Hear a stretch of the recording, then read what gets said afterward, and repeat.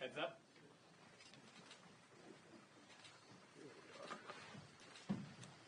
Good morning. I know the weather's going to get warm here at some point. Good morning, and hope you all are doing well. House Republicans and the American people trust President Trump. His policies, which put Americans first, will deliver the strongest economy in the world. For far too long, American workers have been taken advantage of. And President Trump has made it clear, we will no longer put American workers at an unfair advantage. Imagine starting a football game 2 touchdowns behind. Or imagine being Houston and starting with a 25-point lead. Perhaps they would have won the game last night, right? For the past 50 years, that position the United States has actually been in. That is the position that the United States of America has been in for the past 20 plus years. Think about it. Across 132 countries and more than 600,000 products, U.S. exporters face higher tariffs 2/3 of the time. That is the definition of unfair and completely unacceptable. Remember, the goal is to level the playing field, and the president is already bringing our trade partners to the table. Look at Vietnam and Japan. Already, businesses have started adjusting and restructuring. They are investing in America. The president has secured $5 trillion of investments in the United States in his first 2 months, including my home state of Michigan, where Apple announced their intentions to launch a state-of-the-art manufacturing academy. This is proof that president's negotiations work. And high-paying, skilled manufacturing jobs will follow these investments to America. Just look at the job numbers from last week. Payrolls increased by 228,000. Payroll increased by 228,000 jobs in March. That was 88,000 more than forecasters had expected. And according to the private sector employment report, in March, 21,000 new jobs were added in manufacturing. Something unimaginable a year ago.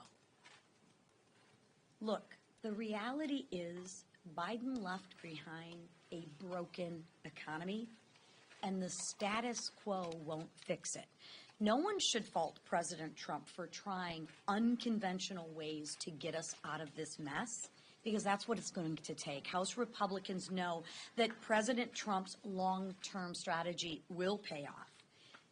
Now, changing gears and moving on to this week in our work to advance President Trump's agenda, Americans expect us to do our job. This week, we need to pass the SAVE Act and secure our elections. Stop rogue judges from stalling President Trump and the American people's agenda.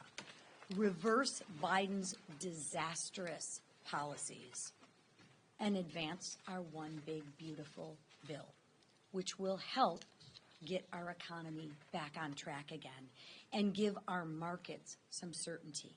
And we said this from the get-go. There may be growing pains, but House Republicans are unified behind our common goal to deliver on the mandate that the American people gave us. And now I will turn it over to the man who will help do that, which is our whip, Tom Emmer. How about that, Alex Ovechkin? Oh, wrong group. Sorry. President Trump's multi-pronged economic strategy to renew the American dream demands congressional action. The stakes are high. House Republicans must work in tandem with President Trump to deliver the agenda that 77 million Americans sent here to enact. This includes renewing President Trump's successful tax policy in order to give Americans the financial certainty and prosperity they deserve. In addition to the administration's historic actions to secure nearly $5 trillion in investments and trade commitments and a massive deregulation campaign, House Republicans must also ensure the continuance of the 2017 Trump tax cuts through reconciliation. We're excited, by the way, to host U.S. Treasury Secretary Bessent later today for a roundtable to address the importance and urgency of getting this done. Remember, the Senate version of the budget resolution does not prevent the House from achieving the goals we set for ourselves earlier in this process. In fact, it doesn't mean a thing to the House. We will continue to advocate for the final reconciliation bill to include historic spending reductions while protecting essential programs. But we must act now to bring the process to moving the America First agenda on track. The American people are hungry for economic prosperity. They were denied for 4 long years under Joe Biden and Kamala Harris. Together, the Republican trifecta can deliver that prosperity and return hope of financial freedom to every American. The work ahead will not be easy, but we will get it done. Failure in Congress could mean failing President Trump and the American people, and that is not an option. With that, I turn it over to our leader, Mr. Scalise. Thank you, Whip. This is a really important week, not just in the House, but for the ability for Congress to join with President Trump and deliver on that agenda that we all ran on. We all know what President Trump said at his rallies, talking about getting America back on track, securing the border, locking in tax rates, no tax on tips, producing more energy in America, getting rules and regulations under control. All of those things are in this one big, beautiful bill that we have been focused on for more than a year in the House.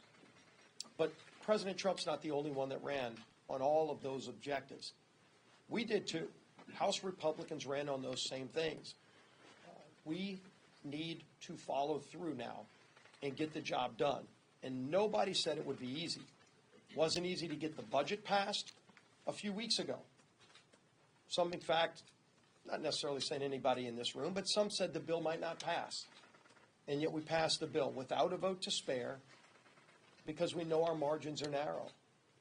But our commitment is firm on getting this done because, as the whip said, failure is not an option. And so today is no different where we are than where we were the same week that we passed the budget over a month ago. There are members that have questions. That's not a surprise.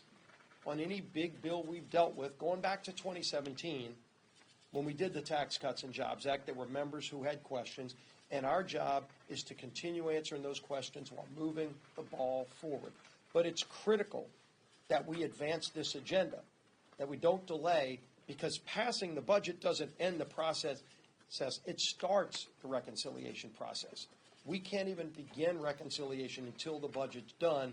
And if some people think we could just wait for the Senate to catch up to the House, we could talk all day about the fact that they're not against what we're trying to do. They just haven't gotten to that point. The months of meetings and negotiations that we've had in the House, the back and forth with CBO that we have done, which, by the way, has yielded some really big improvements in the CBO scoring. Some of it is just coming in from the initial scoring from the CBO because we disagreed with their numbers, but we didn't just yell and scream. We went back to them, and we're now getting CBO to give us better numbers on the savings that we'll achieve from things like work requirements and some of the other reforms that we all agree upon. But we cannot delay the country. Can't afford for us to delay a month or longer to wait on the Senate getting where we are. We've got to continue to move forward, and the bill that we have before us allows us to do that. It allows us to achieve all the savings that we laid out in the House bill. It allows us to achieve all the border security we laid out. It allows us to achieve all the things we want to do to stabilize the tax code. But think about this, because people are watching the markets, and that's understandable. There is trillions of dollars on the sidelines, and I've heard this from so many people in different industries all across the country. Trillions of dollars that are not looking at tariffs, that are looking to see what Congress does on the tax code. And they're not going to make those investments until they see a stabilized tax code that doesn't expire at the end of this year, but in fact gets renewed for 10 years, ideally permanently, to lock in tax rates so you don't have a massive tax hike on the country. And we need to remove that uncertainty. The president can't do that. Congress needs to do that, House and Senate combined. So the president is all in. You saw his Truth Social post yesterday. We're all in as well. And yes, members will continue to raise questions. We're going to continue working through that process, but we can't stop the advancement of our agenda. Democrats don't want this economy to turn around, but we do. We ran on it. We're committed to it. And our leader in that effort is our Speaker, Mike Johnson. Thank you. Rarely do I get to raise the podium level, but I'm going to take great pleasure in doing that. Thank you. Yes, that's right. It was too low for me. Everybody knows that for the record. Hey, good morning. Glad to have you all here. It's a very, very busy week on Capitol Hill, as you know. We had a great boost of excitement in the Republican conference meeting this morning. We welcomed our 2 new members from Florida. We were delighted to win those seats handily, and so Congressman Jimmy Petronis and Randy Klein join us. We got them on their committees, and they are joining the team. That team is going to be very busy, as you heard, the recount of sort of what we're going to be working on over the next few days here. Between now and Thursday, the House is going to pass some really important legislation. We'll ensure that only American citizens decide American elections, as you heard. We're going to prevent activist judges from issuing these unconstitutional nationwide injunctions and legislating from the bench, which has become a real problem. And we're going to roll back 2 burdensome Biden-era CFPB rules. This is all common sense issues, and they're things that make sense to the American people. Let me talk about the SAVE Act very briefly. You've heard some about this already. Polling shows that nearly 90% of the American people believe that proof of citizenship should be required to vote. There are few issues in American politics that enjoy that level of bipartisan support. This should pass with a massive bipartisan margin, but watch, it won't. The Democrats are contorting themselves into a pretzel trying to justify some sort of vote against this. Last year they argued we were too close to a federal election to make voting changes, and then they said that non-citizens don't actually vote, and then they said the SAVE Act will somehow result in voter suppression. All that was total nonsense. Now they're claiming that the SAVE Act disenfranchises married women who change their last names. I mean, it's absurd. What they're trying to do is protect the ability of non-citizens to participate in our elections. Plain and simple, that's what this is about. And we know it's a crisis because the last administration, as we all well know, opened the border wide, and we had, by some counts, 20 million illegal aliens come into the country, right? There's no mechanism in federal law, in current law, that requires states to prove citizenship. So even though it is currently against the law, only U.S. citizens should decide U.S. elections, there's no way to make sure that's actually happening. So the SAVE Act is so critically important. It follows common sense, and the American people are with us. The Democrats, I predict, will not be, and they're going to have to answer for that. Let me talk about reconciliation. You heard a lot about this. This is the mechanism that we have to advance the Trump agenda in a big way and deliver results to the American people, all those who voted for these big changes. And this week, we're working in the House to advance the Senate's amendment to our budget resolution, as you know. Just to recount this, we've been working on this for over a year. We started this process well before most of the people in this room agreed with us that we would have this moment of unified government where we would have Republican majorities in the House and Senate, and of course the White House as well. And so we started that process. I want to make 4 important points about the Senate's amendment to our House resolution. Number 1, the budget resolution is not the law. Okay, all this does is it allows us to continue the process, begin drafting the actual legislation that really counts, and that's the one big beautiful bill. Number 2, the Senate amendment makes no changes to the reconciliation instructions that we put into the budget resolution. So our objectives remain intact. Number 3, any final reconciliation bill has to include historic spending reductions that we included in our resolution, while also safeguarding essential programs. And you've heard a commitment from us over and over that will happen, and the President has said it himself over and over as well. The 4th point is that reconciliation will be a collaborative process between the House and Senate. You're going to see the Republican Party and both chambers working together as one team. I know that's a rare occasion, and people don't really know what that looks like, but we're actually going to do it this time. The House is not going to participate in an us versus them charade. We won't do it. To secure and accomplish our mission, we got to be working together and rowing in the same direction, and I'm fiercely committed to doing that, and so is Leader Thune and our members on both sides. Passing this amendment just allows us to get off the sidelines and get on the field and start this game. It's the kickoff, so to speak, with one of my football metaphors, and we got to get this done. Republicans have an historic, once-in-a-generation opportunity to deliver relief to hardworking families and set our country back on the path of prosperity. The American people desperately need us to take this action, and we will. As we wrote in a letter to our conference this weekend, time really is of the essence. There's a lot of pressure points that are outside of our control but are forcing this action. We're months away from the X-date on the debt limit. The border security resources are being diminished. Markets are unsettled, and the largest tax increase in American history is set to hit families and businesses at the end of this year if we do not act. And for all those reasons, we have no luxury of complacency, and we really don't have time to dither on this thing. So we'll be moving that forward, and you'll see that action this week. Okay, with that, I'll take a few questions. Okay. A question on two tax proposals that are being talked about at the White House. Just want to get your official comment on them. One, a 40% millionaire surtax is still being talked about over there.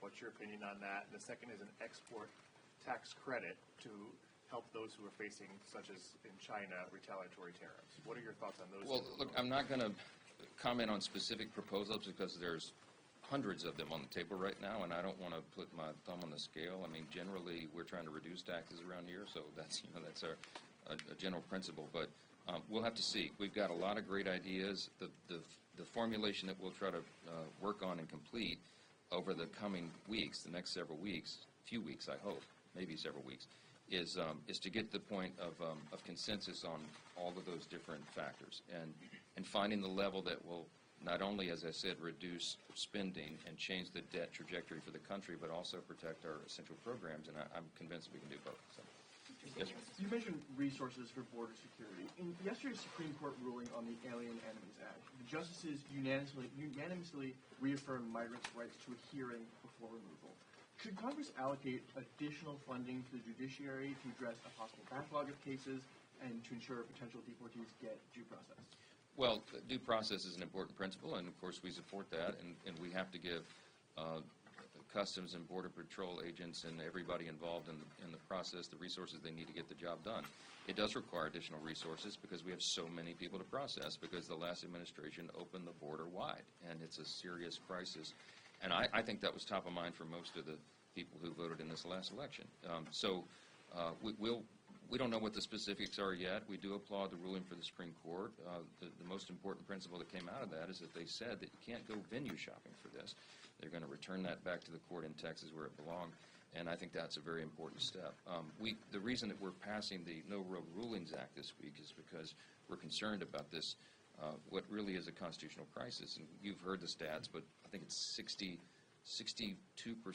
or 64% of all the injunctions, national injunctions that are issued against a president or against Donald J. Trump over the last several decades, and 90% of those or something were issued by judges that were appointed to the federal bench by Democrat presidents. I mean, it just looks on its face to be a serious issue, and Congress has to address it. And so Congressman Darrell Iss's bill is a really good measure to take some control in that area, and we're looking forward to that development.